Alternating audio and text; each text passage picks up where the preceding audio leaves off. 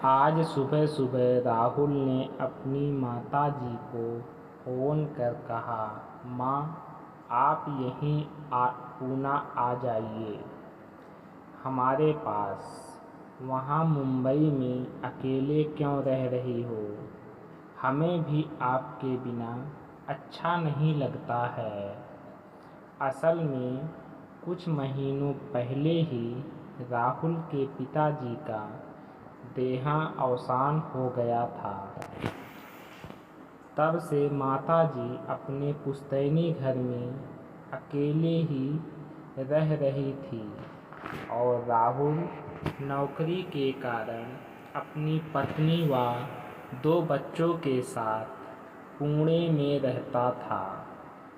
राहुल कई बार फ़ोन भी कर चुका था, पर माँ थी कि मानती ही नहीं थी। आखिर एक दिन राहुल ने माँ से आमने सामने बैठकर पूछना चाहा कि क्या बात है, माँ अपने निर्णय पर इतना अडिग क्यों है।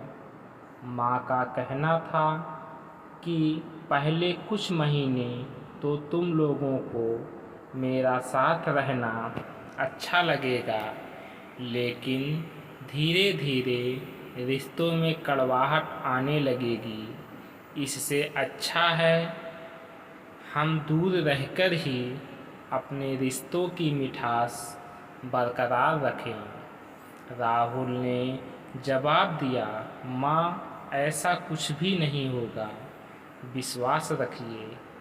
लेकिन माँ वास्तविकता से परिचित थी, जो आए दिन सुनने व देखने में आता है, उसे नकारा नहीं जा सकता। अपनी बात को आगे बढ़ाते हुए माँ ने कहा, मेरे पास वसीयत में तुम्हें देने के लिए कुछ भी नहीं है, क्योंकि तुम्हारे पिताजी की आखिरी ख्वाहिश थी कि इस पुश्तैनी घर को मेरे बाद एक अनाथालय को दान में दे दिया जाए। तब राहुल ने कहा, यह तो बहुत ही अच्छा निर्णय है, और जब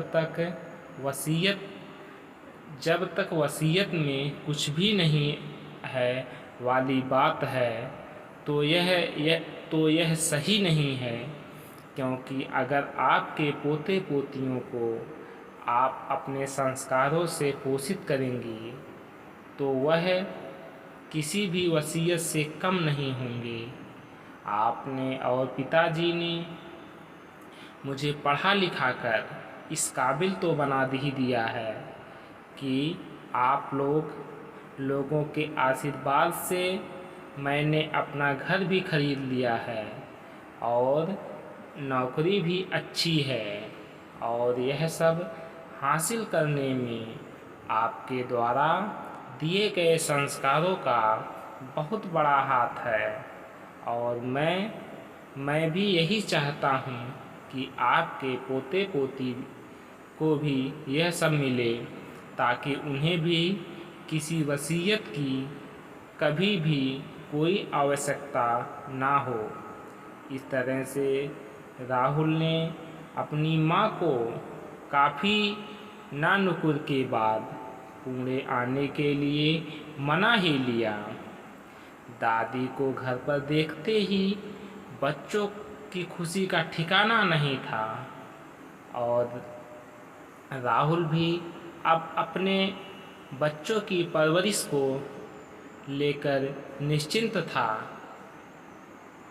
क्योंकि बच्चे अब सुरक्षित व संस्कारी हाथों में थे। माँ के चेहरे पर भी सुकून और शांति का भाव था, और राहुल की पत्नी निशा यह सब देखकर आत्मिक सुख का अनुभव कर रही थी।